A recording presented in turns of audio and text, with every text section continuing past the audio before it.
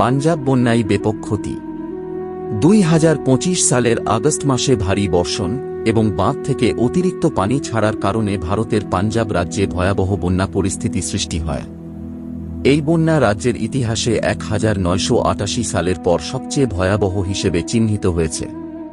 প্রাণহানি ও ক্ষতিগ্রস্ত এলাকা। বন্যায় এখন পর্যন্ত 46 জনের মৃত্যু হয়েছে। রাজ্যের 23টি জেলার মধ্যে 998টি গ্রাম প্লাবিত হয়েছে, যার মধ্যে গুরুদাসপুর, অমৃতসর, ফিরোজপুর, ফাজিলকা, পাঠাকোট ও তারন উল্লেখযোগ্যভাবে ক্ষতিগ্রস্ত। 3.87 লাখেরও বেশি মানুষ ক্ষতিগ্রস্ত হয়েছে। কৃষি ও অবকাঠামো ক্ষতি। বন্যায় 1.75 লাখ হেক্টর জমির ফসল নষ্ট হয়েছে। গুরুদাসপুরে 40,169 হেক্টর জমি ক্ষতিগ্রস্ত হয়েছে।